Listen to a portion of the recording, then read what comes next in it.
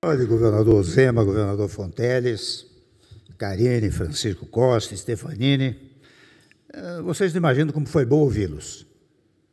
Muito bom ouvi-los, e até no particular, em relação aos governadores, permitiram que o João Dória, muito oportunamente, viesse aqui à tribuna para elogiar a fala do governador Fonteles e, naturalmente, a pré-fala do governador Zema. E pautado, naturalmente, pela ideia da harmonia no nosso país, não é?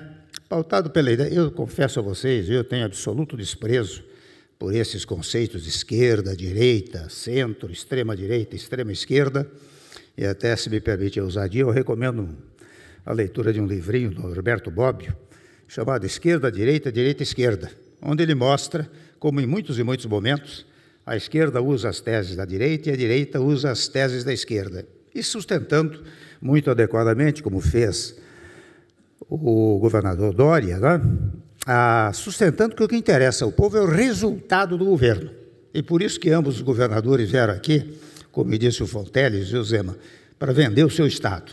Mas vender o seu Estado de uma maneira muito objetiva, muito correta, muito concreta, muito palpável, muito sensível, de quem tem espírito público, de quem sabe que deve produzir pelo seu povo, como reiteradamente aqui mencionou o Dória.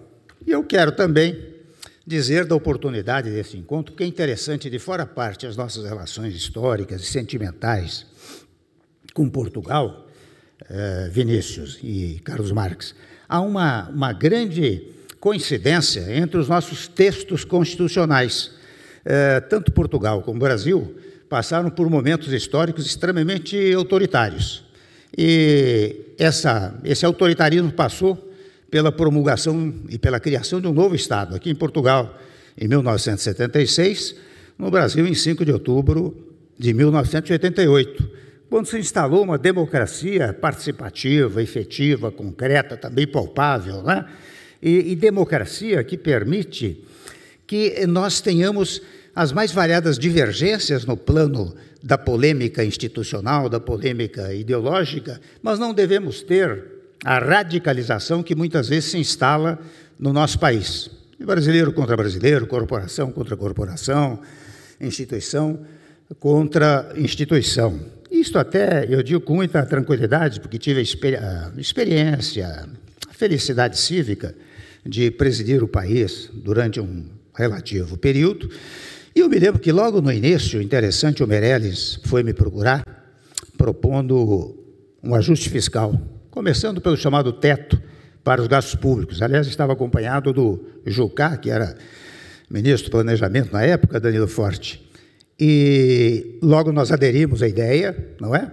O Meirelles fez mais de 30 reuniões com os parlamentares para poder estabelecer o teto. E ainda há pouco eu dizia ao Meirelles, eu disse, interessante, Meirelles, a ideia do teto, que na verdade é uma coisa para diminuir a dívida pública, o objetivo do teto é diminuir a dívida pública, portanto não pagar juros excessivos em relação à dívida pública. Ele ainda existe, com o tal do arcabouço. O que é o arcabouço hoje? Nada mais do que do que um teto reajustado.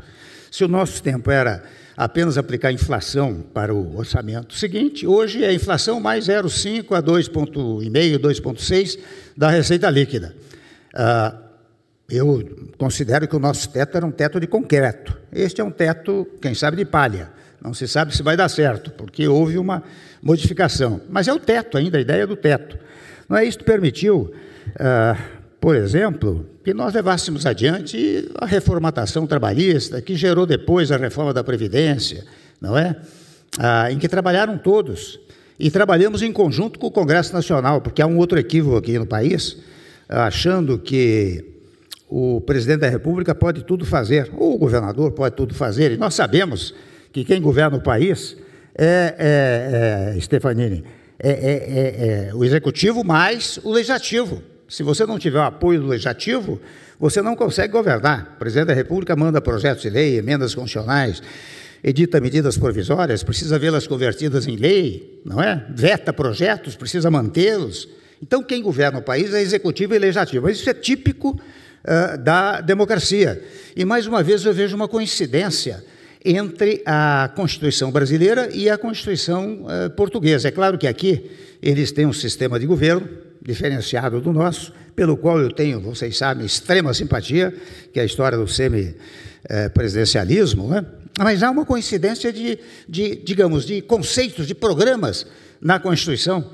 Vejam que esta nossa Constituição tem uma certa longevidade, diferentemente das demais. Nós já completamos 36 anos. Não é comum no Brasil, aqui no Portugal, 76 para hoje, mais de 40 anos. Portanto, uma certa longevidade. Mas foi porque nós conseguimos, e os portugueses também, amalgamar os princípios liberais com os princípios sociais, não é?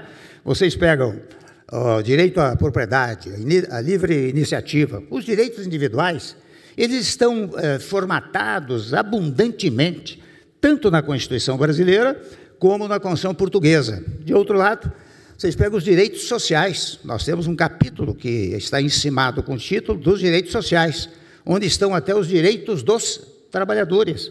Quando a Constituição diz, governador Fonteles, olha, saúde é direito de todos, segurança é direito de todos, educação é direito de todos, o que é isso? São direitos sociais. Este amálgama, essa mistura dos direitos sociais com os direitos liberais, não é? É que permite uma longevidade tanto da nossa Constituição como da Constituição portuguesa.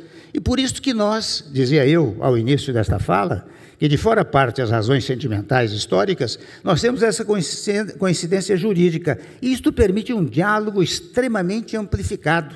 Eu dizia ao Salomão, que é o presidente do LIDE aqui, há pouco, que esta capacidade de diálogo, de interlocução, leva à capacidade de investimentos do Brasil em Portugal e de Portugal no Brasil, até, para dizer uma obviedade, em face da facilidade do idioma, né? Do idioma pátrio. Né?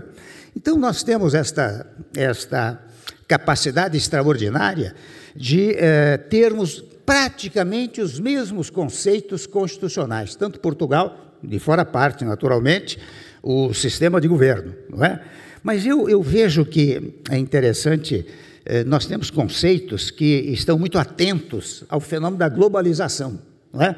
O Piauí hoje tem investimentos estrangeiros, o Minas Gerais, doutora Karine, tem investimentos estrangeiros, mas fundamentalmente porque no tempo do Fernando Henrique, presidente Fernando Henrique, estabeleceu-se uma regra que modificava a Constituição, o Hélio acompanhou isso, o Meirelles e todos, não é? Que modificava o conceito de empresa de capital nacional, porque na Constituição de 88, o senhor representante do governo português, era empresa de capital nacional apenas aquela constituída por capitais nacionais e presidida por nacionais. Mas isto ofendia a realidade, que é a realidade da globalização no mundo. Então, logo, em 94, operou-se uma emenda constitucional que modificou o conceito de empresa de capital nacional para dizer que, embora constituída por capitais estrangeiros, mesmo dirigidas por estrangeiros, desde que constituída debaixo das leis nacionais, seria empresa de capital nacional. E isto permite os mais variados investimentos. Portanto, Portugal não deve temer absolutamente nenhuma restrição. Ou seja, se Portugal constituir lá uma empresa com capital português, com dirigentes portugueses, ela será uma empresa de capital nacional, portanto, com os mesmos direitos das empresas constituídas por brasileiros e com capital brasileiro. É claro que ainda há uns certos preconceitos. De vez em quando, agora, hoje se discute muito essa questão de terra estrangeira, se estrangeiro pode comprar terra, não pode comprar terra, né? É uma coisa estranha, porque vulnera o conceito constitucional de empresa de capital nacional. Ainda há preconceitos, mas são preconceitos pautados, lamento dizê-lo, por um critério ideológico e não por um critério objetivo e muito menos por um critério jurídico. O critério jurídico, né? O critério jurídico é aquele que atende à globalização. Então, em palavras finais, para ser obediente ao tempo, né, eu quero cumprimentar mais uma vez os participantes da mesa. Tive imenso prazer em estar ao lado de todos aqueles que hoje falaram pela manhã, mas particularmente agora ao meu lado. Eu me sinto enriquecido pelas lições que vocês deram aqui. Meus parabéns.